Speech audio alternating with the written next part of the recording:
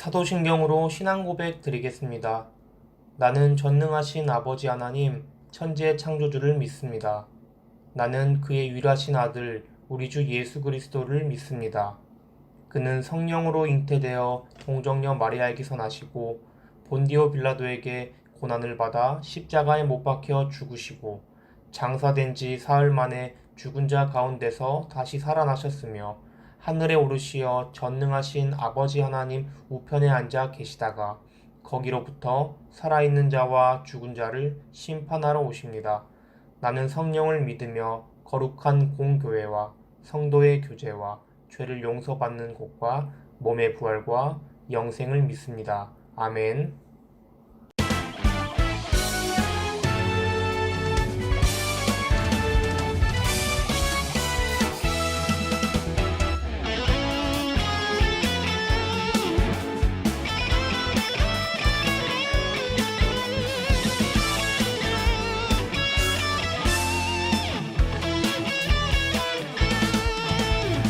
찬양이 언제나 넘치면 은혜로 얼굴이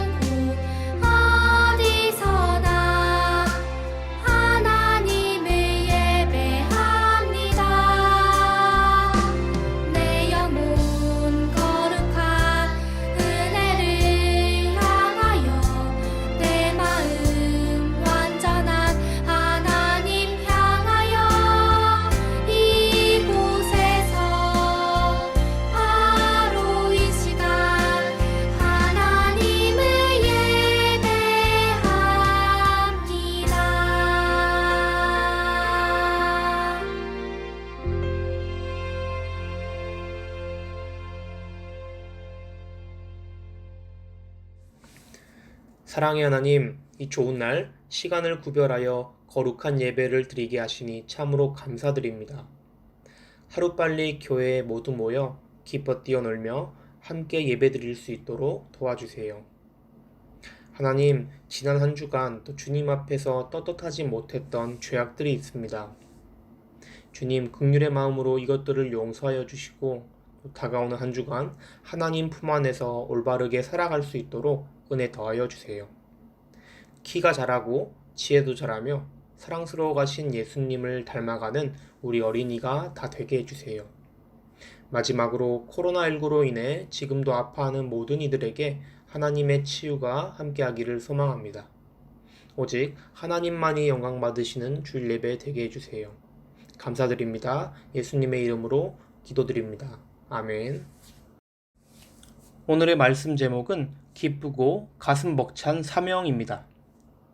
오늘 하나님께서 우리에게 주신 말씀은 사도행전 19장 8절에서 12절 말씀입니다. 8절부터 다 함께 읽어보도록 하겠습니다. 바울이 회당에 들어가 석 달 동안 담대히 하나님 나라에 관하여 강론하며 권면하되 어떤 사람들은 마음이 굳어 순종하지 않고 무리 앞에서 이 돌을 비방하거늘 바울이 그들을 떠나 제자들을 따로 세우고 두란노 서원에서 날마다 강론하니라. 2해 동안 이같이 하니 아시아에 사는 자는 유대인이나 헬라인이나 다 주의 말씀을 듣더라. 하나님이 바울의 손으로 놀라운 능력을 행하게 하시니 심지어 사람들이 바울의 몸에서 손수건이나 앞치마를 가져다가 병든 사람에게 얹으면 그 병이 떠나고 악기도 나가더라. 사도행전 19장 8절에서 11절 말씀. 아멘.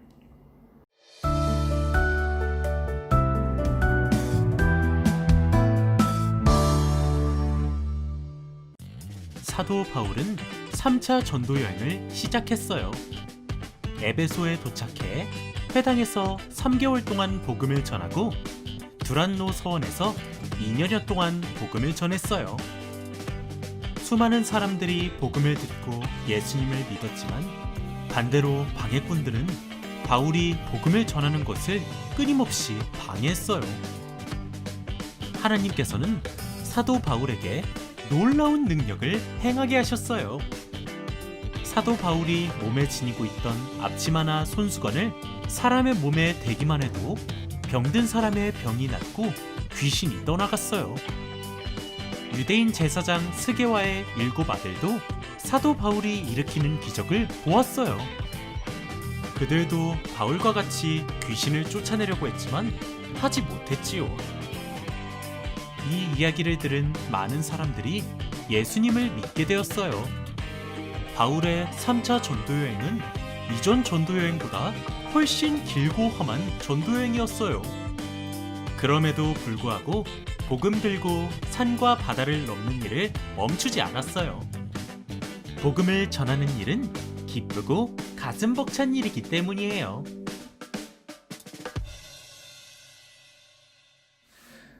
토마스 선교사님에 대해 들어본 적이 있나요? 그분은 26살이라는 젊은 나이에 복음을 전하러 배를 타고 조선 땅에 왔지만 복음을 전하지도 못한 채 죽음을 맞이하며 제너럴 쇼모노에서 성경책을 던졌어요. 어떻게 복음을 전하러 위험을 무릅쓰고 머나먼 나라까지 올 수 있었을까요? 바로 복음 때문이었어요. 복음을 전하는 것을 하나님께서 자신에게 주신 사명이라 여겼기 때문이에요. 오늘 본문에서 사도 바울도 많은 어려움을 겪었어요. 2차 전도 여행 중에 사도 바울은 복음을 전하러 데살로니가에 갔지만 그곳 유대인들은 불량한 사람들을 이끌고 와서 사도 바울을 괴롭혔어요. 베레아에서 복음을 전했을 때도 유대인들은 또다시 소동을 일으켰고 사도 바울은 아덴으로 복음을 전하러 갈 수밖에 없었어요. 아덴 사람들 중 일부는 복음을 믿는 사람들도 있었지만 일부는 사도 바울을 조롱했어요. 고린도에서 복음을 전했을 때도 유대인들이 사도 바울을 법정에 고발하는 일이 일어났어요. 이처럼 사도 바울은 복음을 전하며 방해꾼들에게 많은 어려움과 고난을 당했습니다. 그럼에도 사도 바울은 꿋꿋이 복음을 전했고 다시 길고 험난한 3차 전도여행을 떠나게 됐어요. 사도 바울은 에베소에 도착해 회당에서 3개월 동안 복음을 전했어요. 그곳에서도 마찬가지로 어떤 사람은 복음을 믿고 어떤 사람들은 복음을 비방했어요. 이로 인해 사도 바울은 두란노 서원으로 자리를 옮겨서 2년 동안 하나님의 말씀을 전파하게 되었습니다. 하나님께서는 그곳에서 사도 바울에게 놀라운 능력을 행하게 하셨어요. 사도 바울이 몸에 지니고 있던 앞치마나 손수건을 사람의 몸에 대기만 해도 병든 사람의 병이 낫고 귀신이 들린 사람에게서 악한 귀신이 떠나기도 했어요.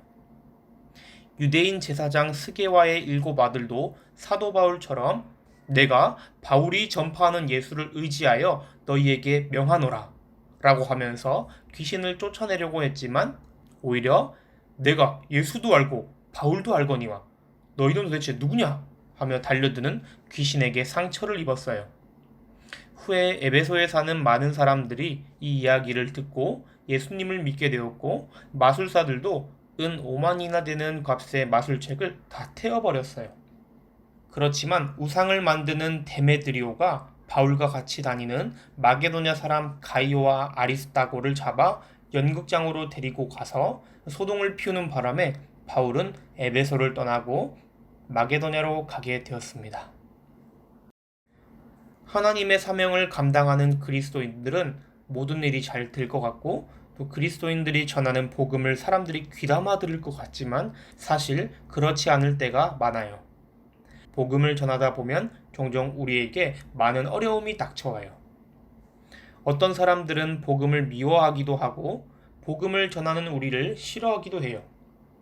또 어떤 사람들은 미워하고 싫어하는 것에 그치지 않고 우리에게 못된 일을 하기도 해요. 이로 인해 수많은 그리스도인들이 토마스 선교사님처럼 복음을 전하다가 목숨을 잃기도 하죠. 그럼에도 왜 그리스도인들은 멈추지 않고 복음을 전하는 것일까요? 왜 사도 바울은 복음을 전했을까요? 바로 복음을 들고 산을 넘는 마음이 너무나 기쁘고 가슴 벅찼기 때문이에요. 복음을 전한다는 사실이 너무너무 기뻤기 때문이죠. 우리 또한 하나님을 전하는 사명을 받은 사람들이에요. 우리도 신앙의 선배들처럼 하나님께서 받은 사명을 포기하지 말고 기쁨으로 복음을 전하는 그리스도인이 되었으면 좋겠습니다. 예수님께서 하나님의 참 아들 되시며 우리를 대신하여 십자가에 못 박혀 죽으셨다는 그 사실을 또 부활하셨다는 그 사실을 믿고 널리 전하는 우리 남강아동부 친구 다 되기를 진심으로 기도드립니다. 아멘. 예수님께서 가르쳐 주신 기도로 예배를 모두 마치도록 하겠습니다. 하늘에 계신 우리 아버지, 아버지의 이름을 거룩하게 하시며 아버지의 나라가 오게 하시며 아버지의 뜻이 하늘에서와 같이 땅에서도 이루어지게 하소서. 오늘 우리에게 일용할 양식을 주시고 우리가 우리에게 잘못한 사람을 용서하여 준 것 같이 우리 죄를 용서하여 주시고 우리를 시험에 빠지지 않게 하시고 악에서 구하소서. 나라와 권능과 영광이 영원히 아버지의 것입니다. 아멘.